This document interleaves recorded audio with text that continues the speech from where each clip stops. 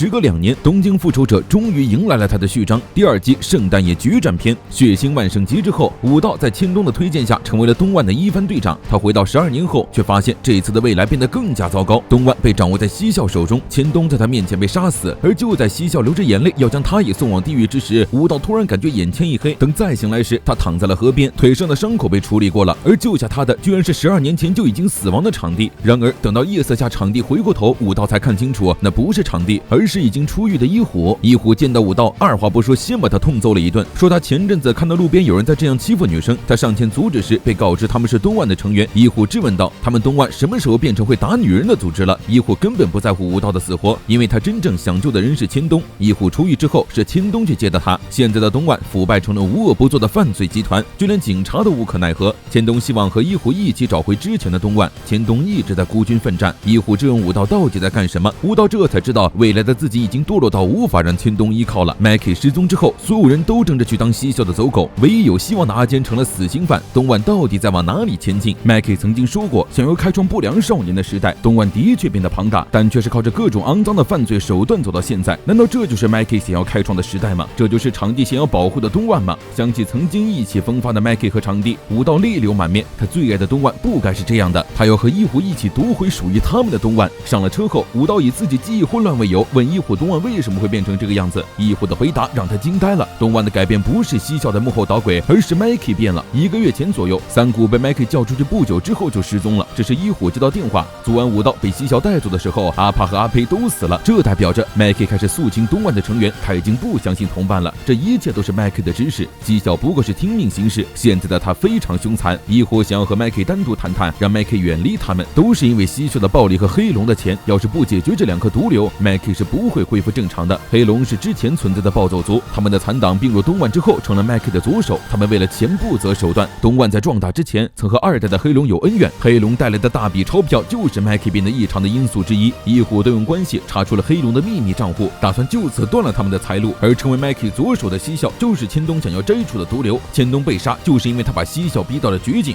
所以一虎才会去东万总部救千冬，可他还是晚了一步。一虎说有一名刑警跑来找他们，说自己的姐姐被西校杀死了，而那名刑警正是直人。直人想要复仇，于是和千冬联手一起调查日向的凶杀案。东万的成员阿敦开车撞向小学老师的小客车，致使2人同时死亡。上个未来，日向的死还历历在目，那是西校下的命令，但是他却有着不在场证明。日向死亡那天，西校正和东万的干部聚集在一起。话虽如此，千冬还是找到了证据，他们真的差一点就逼死西校了。但不知道为什么，千冬却在最后关头放了手。一虎在一处巷子口停下，说想让他去见一个人。武道下车走进巷子，出现在面前的居然是直人。武道长出一口气，他总算见到亲人了，却没想到下一秒，直人居然直接给他戴上手铐。随后埋伏在周围的刑警走了出来，他以教唆杀人罪被逮捕了。武道傻眼，他杀人了。直人将武道带回警局，给他看了一段千冬偷拍的影片，而画面中那个满脸都写着老子是大恶人的背头男，毫无疑问正是武道本人。直人在武道归来的瞬间恢复了记忆，这次的直人仍旧是个警察，而武道却并不是普通的出租店店员，而是东万的大干部。和之前的世界一样，8月10号这天，日向被阿敦害死。直人知道对于现在的武道来说一切都很混乱，但是以他的立场只能逮捕武道。武道继续看录像，视频里的他正在让手下去杀一个人，如果不听命令，他们都会被西校干掉。而为他做事的小弟正是阿敦，至于杀谁他也不知道，只说之后会有人跟阿敦对接。武道不敢置信，他竟然会命令阿敦去杀人。紧接着又是第2段录像，画面中的他正在砸东西发泄情绪，原来西校叫他杀的人居然是日向。这一下武道还有什么不明白的？真正害死日向的人其实是他。直人和千冬联手一直在追查关于西校涉案的证据，而为了包庇武道，千冬选择将这些录像隐藏起来。阿敦和日向的惨死画面浮现在眼前，武道彻底崩溃了。已经第几次了，事情不仅没有变化，反而还越来越糟，因为只能回到12年前的同一天，就算他现在回去也救不活场地。武道哭着要放弃，他根本改变不了任何事。直人同样难过的抱紧了武道，但是武道拯救了他呀。在他所知道的第一个世界里，阿坚、千冬、一虎和场地他们都不存在于东万，要是没有他们的信念，如今他根本无法这么深入东万。而继承了他们意念的人正是武道，而能改变东万拯救日向的也只有他。他再次拜托武道改变这个烂透了的世界。在直人的鼓励下，武道擦干眼泪，说了这次改变的过去。直人说出了一个可怕的推测，西校不是故意让武道害死日向的。武道穿越了那么多次时空，每次日向都会被西校杀害，这不会是偶然。西校明显是在紧咬着武道和日向不放。而这时武道也想起了西校在杀死自己之前说过一句再见了我的英雄。武道接下来会被送往拘留所，所以只能趁现在回到过去，看看着智人坚定的眼神，武道答应了。他和西彻的过去恐怕就是解开日向死亡之谜的钥匙。两人手握手转换时空，多亏了千冬和一火，武道知道了他们这次的敌人，他又将以前的黑龙和西角一起赶出东莞，日向和大家就交给他来拯救。而12年前的今天，他正在和日向打保龄球。日向温暖的笑容治愈了经历惨烈现代的武道，他也想起来这段时间确实很沉迷保龄球，战绩也很不错。而他的隔壁正是未来会害 Mikey 堕落的凶手之一黑龙的柴八戒。